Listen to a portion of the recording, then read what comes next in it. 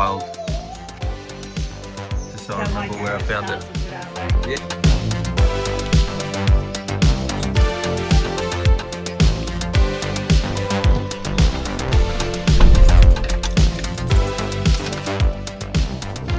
This is crazy. Look at that garage sale find. Umbreon Vmax, man. That's insane. I finally own one. Let's go. So yeah, just then bought this Umbreon Vmax. That's actually in very good condition. Crazy to find that at a garage sale. And the kid had no idea. So he had no idea. He didn't keep it in a sleeve. I asked for a sleeve afterwards, but he wanted to buy a new bike, and I didn't want to be like, oh, I'll give you $100 for it. So I offered him $1,000. I do know they sell for more than that, but for someone that didn't know what they had, and to get offered $1,000 for a Pokemon card, he was very happy. The mother was very happy. They were very surprised, and yeah, I'm very happy. I get a good price for a good card, and the kid gets to buy himself a new bike. So win-win for everyone. Just insane though.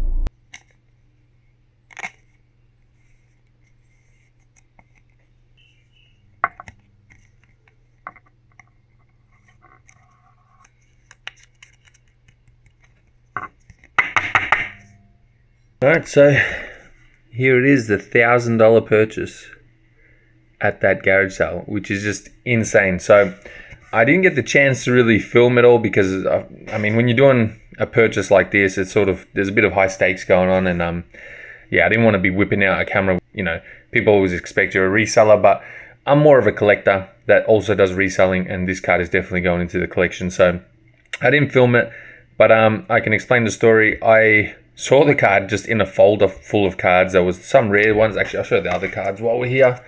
These were the other ones I picked up. So there was a lot of other ones like this Altar here, Arceus Promo, Urshifu V, this Gengar, and the Lugia.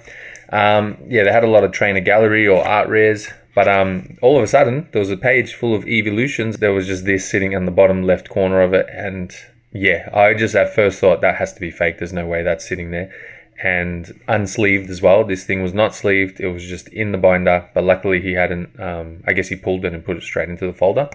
But anyway, so I seen it. A million things went through my head. I thought of, you know, obviously being like, well, I'll take the whole folder, this included in there, but I didn't want to really do that. The kid said that he wanted to buy himself a bike. The mother said she didn't really want him to sell it. So I was, I guess, just contemplating what I was going to do, and in the end I thought, well, look, it's probably got some damage. I haven't had a good look at it yet. I couldn't tell there because it was sort of dark in that garage, but I'm like, there's probably some damage. I noticed some sort of staining on the bottom left corner here. I don't know, there could just be a bit of dirt or his fingers or whatever when he pulled it. But so I offered him $1,000. I said, look, I'm willing to pay $1,000. The kid wanted to sell it straight away. He just saw a bike, he wanted to sell it. The mother was saying, no, we should look this stuff up. Like, she was at first like, wow, really? $1,000? But then she was like, no, we should look this up. We'll get your number and we'll get you back. But I didn't want to really come back afterwards. I just said to him, look, I'm here right now. I can show you on eBay sold what this goes for. And let me get my eBay sold actually, because 2.6. See, I saw 2s and a bit. So I'm like, okay, it sells for around $2,000 after fees, etc. So I was like, all right, $2,000. Anyways, so I offered half that because I think that's a fair offer, especially when the kid said he thought it was a shit card. He actually thought it was fake at first, and he said he didn't like it anyway. So he was really willing and happy to sell this to me for $1,000. I was never putting any pressure. I was like, I'm just here. I'm willing to offer $1,000 for this. I said, look, if I get a few more cards, I'll do an extra $50. So I paid an extra $50 for these, really just out of, I don't know, I like the artworks of these ones. So I thought, all right, I'll do an extra $50.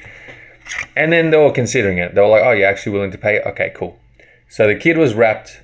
The mother was happy. I paid him $1,000. The kid was over the moon because he's now just like, I'm getting a new bike. The mother was very happy. She's like, oh, maybe I need to buy some more Pokemon packs. And I'm very happy. I got myself a very cool Umbreon Vmax, which I actually never thought I would own. So I'm wrapped about this one.